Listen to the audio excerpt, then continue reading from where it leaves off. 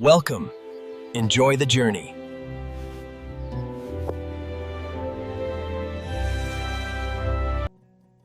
Welcome everyone. Today I want to take you on a journey through the life and legacy of one of the most remarkable figures in modern Arabic literature, Abu al-Qasim al-Shabi. The image you see before you is a portrait of a young man who lived only 25 years, yet whose words continue to echo across the Arab world more than 90 years after his death.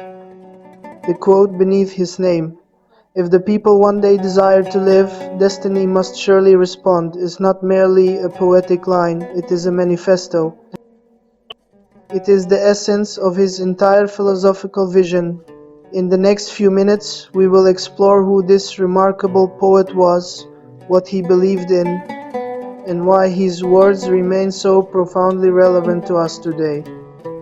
What makes al-Shabi truly exceptional is this dual nature of his work. On one hand, he was a romantic poet, deeply emotional, intensely personal, exploring the inner landscapes of human feeling and longing. But on the other hand, he was a revolutionary. His poetry was not confined to personal emotion. It became a weapon against oppression, a voice for the voiceless, a call for liberation. This combination, romanticism infused with revolutionary purpose, is what makes his work so powerful and so enduring.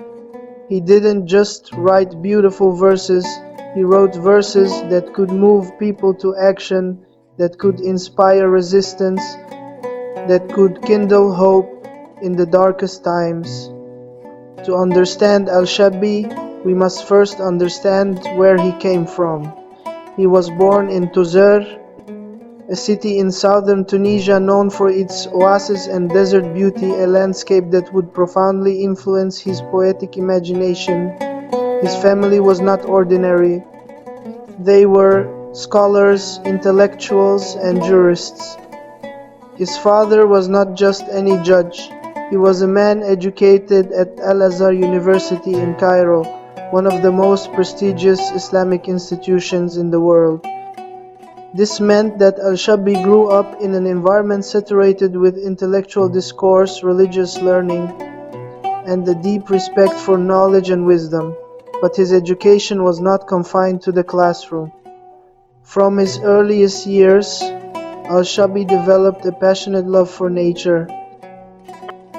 Nature was not merely scenery to him, it was a living text full of meaning and metaphor. This love of nature would become one of the defining characteristics of his poetry. When he came of age, he attended Zaytuna University in Tunis, one of the great centers of Islamic learning. There he refined his literary skills and deepened his philosophical understanding. But even as he studied the classical texts and engaged with traditional learning, he was developing his own unique voice, a voice that would blend the wisdom of the past with the urgency of the present. Now let's talk about what makes al-Shabi's poetry so distinctive, so powerful, so unforgettable. First, there is the emotional intensity. When you read al-Shabi's verses, you don't feel like you're reading words on a page. You feel like you're listening to someone's innermost thoughts, their deepest fears, their most passionate desires. His poetry is raw, authentic, unfiltered. He doesn't hide behind flowery language or abstract concepts. He speaks directly from the heart. Second, there is his masterful use of nature as metaphor. For al-Shabi, nature is not merely decorative. A mountain is not just a mountain, it represents the strength and resilience of the human spirit. A storm is not just weather, it represents the turbulence of struggle and change. Light breaking through darkness is not just a natural phenomenon, it represents hope emerging from despair. Through these natural images, he speaks about the deepest human experiences, the struggle for freedom, the yearning for dignity, the refusal to accept oppression. Third, there is his call for dignity and self-determination. Al-Shabi rejected the idea that people should passively accept their fate. He believed that humans have the power to shape their own destiny, to demand their rights, to refuse to be diminished. This was revolutionary thinking in his time, and it remains revolutionary today. Finally, there is his fearless rejection of oppression. He did not write safe poetry. He did not write poetry designed to please those in power. He gave voice to those who had been silenced, dignity to those who had been humiliated, hope to those who had been told to despair. Now we come to the masterpiece, the poem that defines Al-Shabi's legacy and continues to inspire millions, The Will to Live. It is 1933. Al-Shabi is a young man in his 20s suffering from a serious illness.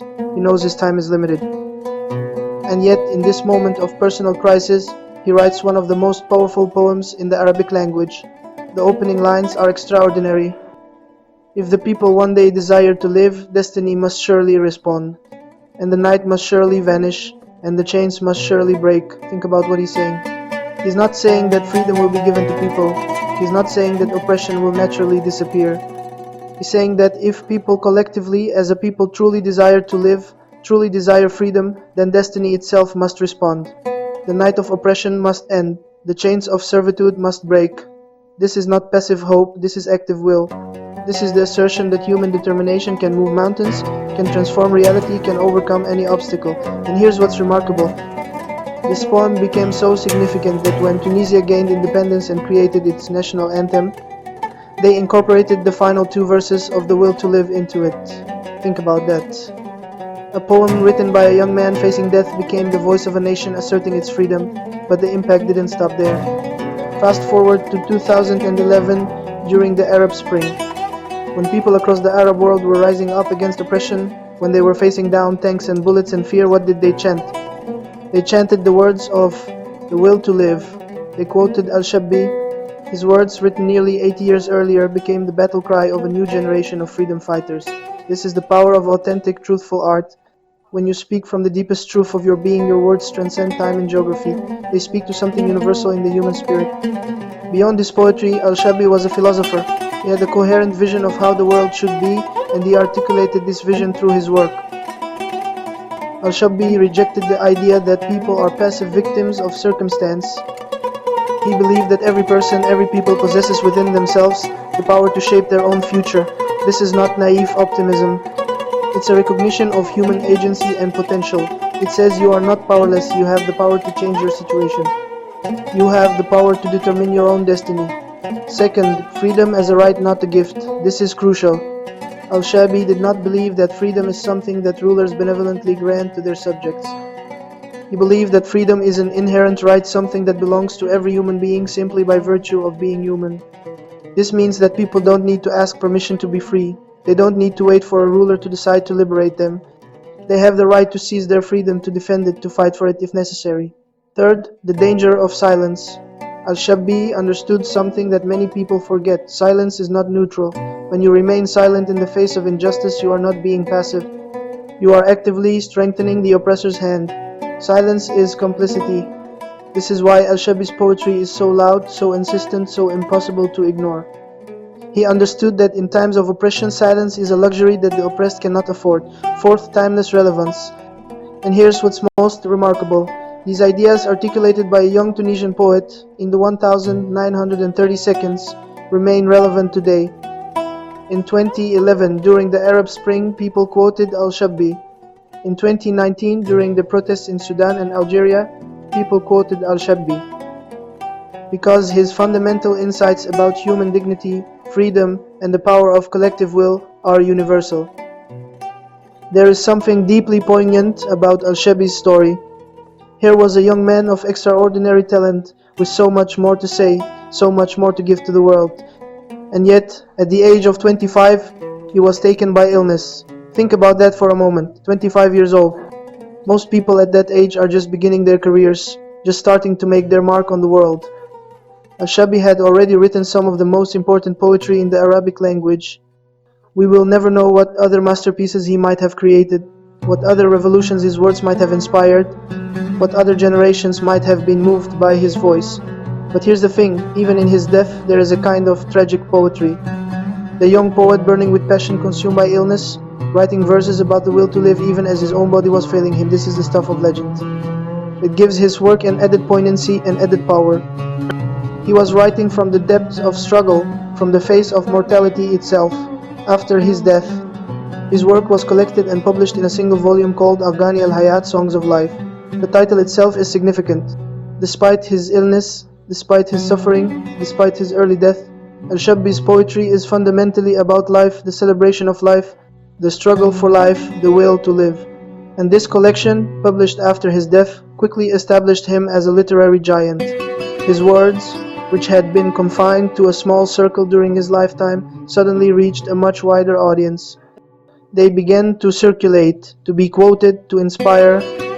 So why does Al-Shabbi still matter today? Why, nearly a century after his death, are his words still being quoted, still being studied, still being used to inspire social movements? First, because he is a promoter of hope.